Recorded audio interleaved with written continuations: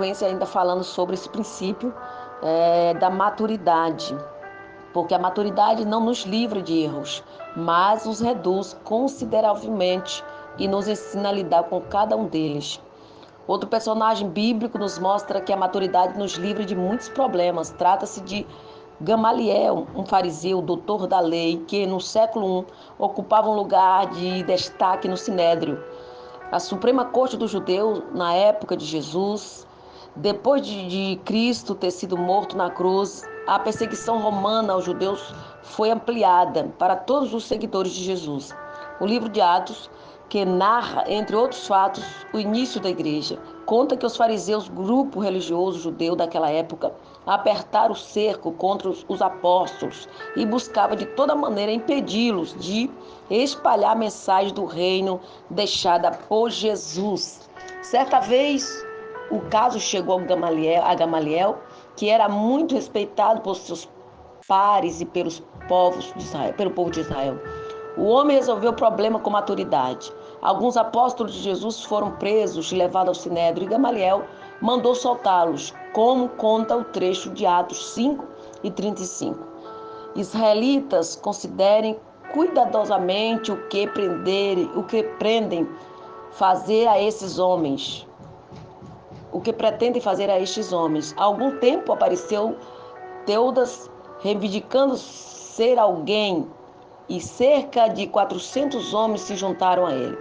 Ele foi morto e todos os seus seguidores se dissiparam e acabaram em nada. Depois dele, nos dias do recenseamento, apareceu Judas, o Galileu, que liderou um grupo de rebelião, e ele também foi morto e todos os seus seguidores foram dispersos. Portanto, neste caso, eu os aconselho, deixe esses homens em paz e solte-nos. Se o propósito ou atividade deles for de origem humana, fracassará. Se proceder de Deus, vocês não serão capazes de impedi-los, pois se acharão lutando contra Deus. Que final incrível, né? Não é? Quando Gamaliel ele diz, esses homens, refere-se a Pedro e aos apóstolos. Como sabemos, o propósito deles foi dado por Deus e a mensagem que carregavam, a de Jesus, continua se espalhando por todo o mundo, cerca de 2000 anos depois de sua morte. Quando algo vem de Deus, ninguém pode parar.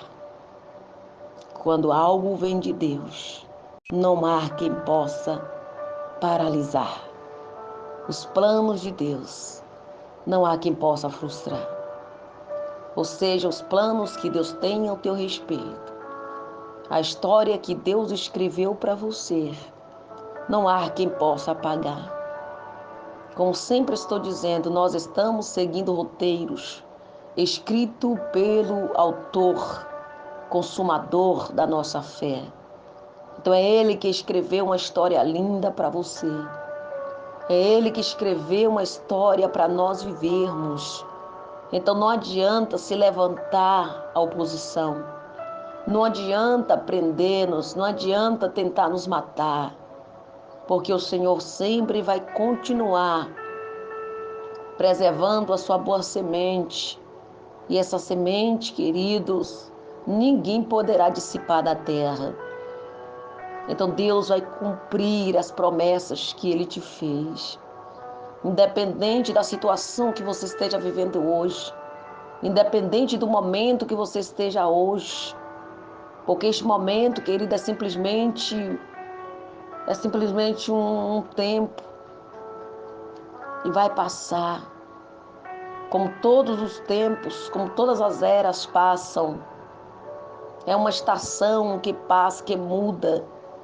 Então tenha certeza no teu coração que essa dor, esse sofrimento que você está vivendo hoje é para uma maturidade, é para você crescer em níveis de maturidade, é para você ter experiências com Deus. Então não adianta a gente questionar, murmurar, tentar apostatar a nossa fé por conta de, quem sabe, um não de Deus, porque nós fomos lançados em prisões, porque levantaram falso testemunho contra nós.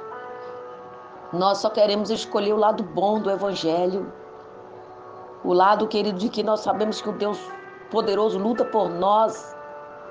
e nos defende dos nossos inimigos, mas quando se trata de passar pelas humilhações que Jesus passou, como se trata de passar pelas dores que os apóstolos passaram, como se trata de passarmos, queridos, pelas prisões, pelos açoites, nós logo reivindicamos o direito de filhos amados de Jesus, filhos que estão isentos de passar por todas essas perseguições, lutas e tribulações.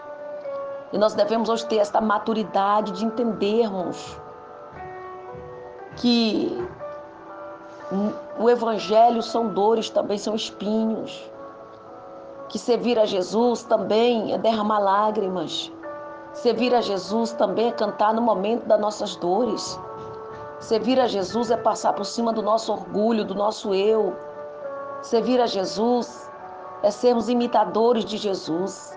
E nós queremos só imitar a Jesus somente na parte que nos convém, na parte, querido, de autoridade, de domínio sobre o mal. Mas quando fala-se de passar pelas humilhações que Jesus passou, passar pelas dores que Jesus passou, pelas afrontas que ele passou, pelas acusações, nós não queremos. Então é tempo de nós pararmos um pouquinho e sermos maduros suficientes para entendermos que nós passamos também por grandes dificuldades. As pessoas às vezes têm olhado para nós como cristãos e têm nos perguntado: você não é cristão porque você está passando por tanta luta, por tanta dificuldade? E não entendem, querido, que o Evangelho não é estimado de rosas como muitos acham. O Evangelho tem seus espinhos. O Evangelho tem a sua cruz. E muitas pessoas acham que vai para Jesus, só vai servir a Jesus para se livrar de todos os problemas. E não é assim. Mas nós entendemos que mesmo com lutas, com dificuldades, mesmo com dores, com açoites, nós temos um Deus que está lutando por nós e que não nos deixa só. É isso que nos faz estar aqui. O nosso lugar não é aqui. A nossa morada eterna não é aqui. Nós estamos somente de passagem, queridos. E nós estamos focados simplesmente nas conquistas terrenas, na glória terrena. Mas a nossa glória, tudo que nós estamos fazendo aqui, é para uma conquista eterna, é para algo eterno. O que nós estamos nos preparando hoje não é para simplesmente termos uma boa vida aqui na terra, mas sim para guardar a nossa vida eterna com Cristo.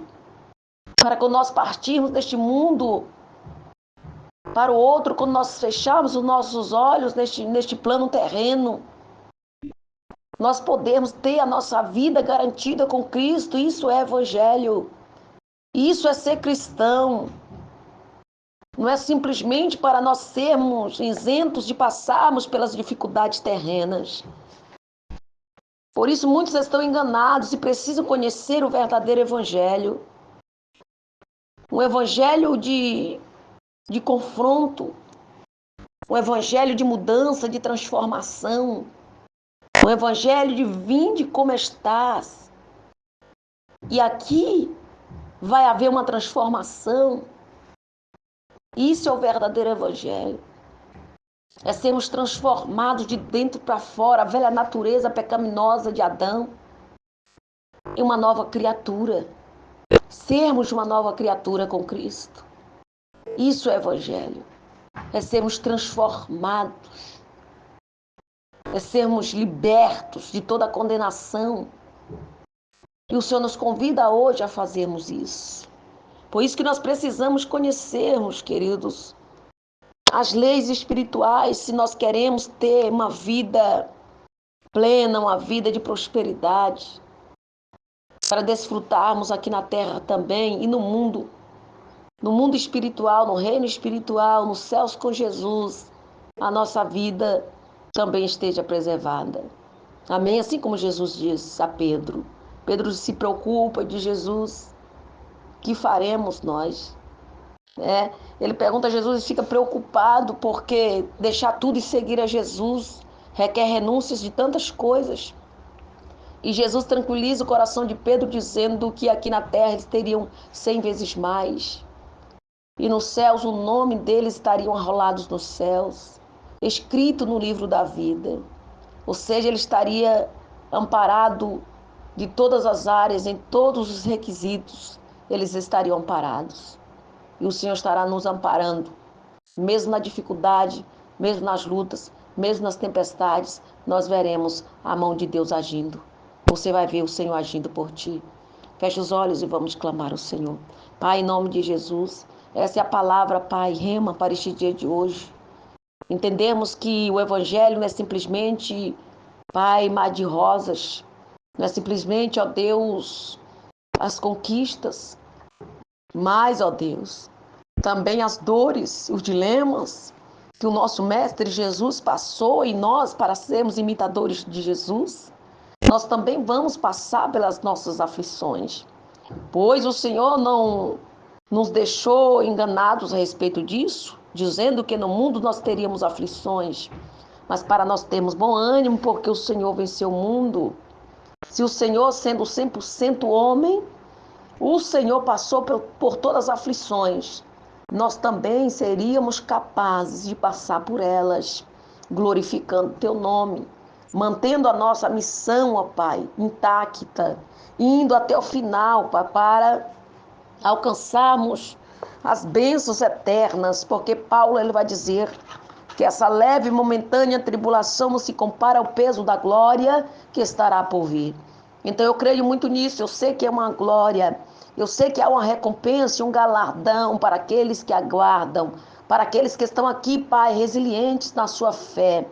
Ah, racandarabia-suru condoboboraceia, andaque-assori que nem mamarachere que de bácia, ainda sendo nos arrastando, ainda feridos das guerras, das batalhas, feridos, ó Pai, de muitas batalhas travadas. Nós permanecemos aqui, Senhor, neste lugar da oração, neste lugar da intercessão, neste lugar do encontro com o Espírito Santo. E é neste lugar, Senhor, que somos tocados, restaurados. É neste lugar que nós recebemos vida em Cristo. É neste lugar que nós seremos conscientes daquilo na qual nós fomos chamados para vivermos.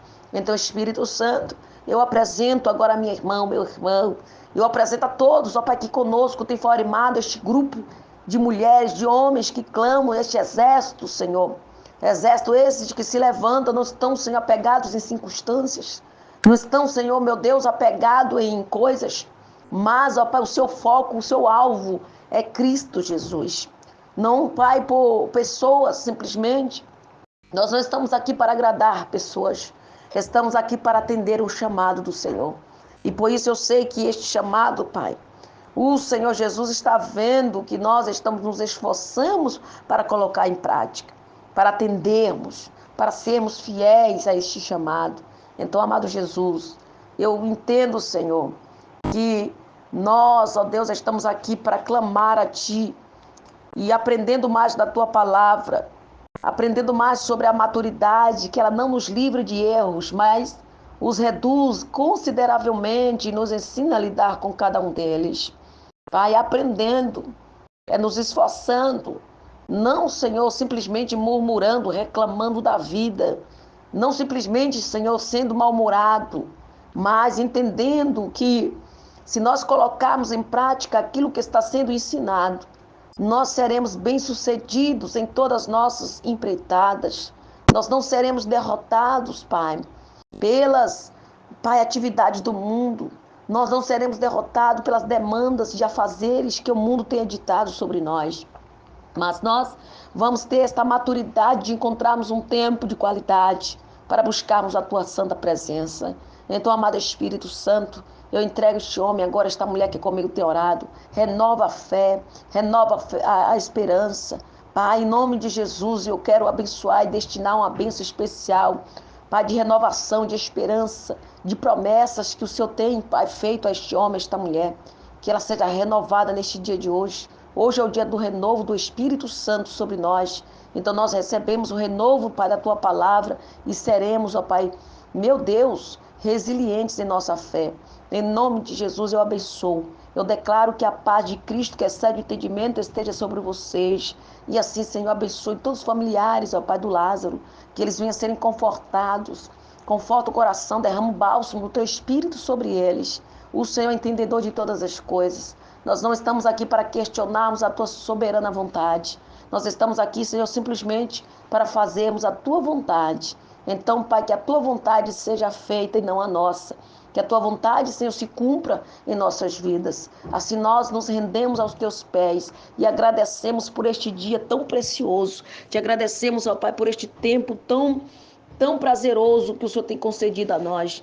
Fica conosco, nos abençoe, Pai. Nos dê graça, nos dê ânimo, fortaleça os nossos corações, sensibilize os nossos corações, Pai, e traga força em nossas mentes. Assim eu oro e abençoo e cubra este lugar com teu poder, cubra este lugar com a tua graça. Esconde esta pessoa, Pai, debaixo do esconderijo do Altíssimo. Toca nela agora, Pai, repreenda todo mal, em nome de Jesus. Assim nós oramos e agradecemos por tudo, em nome do Pai, do Filho e do Espírito Santo de Deus. Se permitir o Senhor, amanhã estaremos aqui de volta no grande horário do clamor do meio-dia, cheiro gostoso, carinhoso e bem apertadinho em teu coração.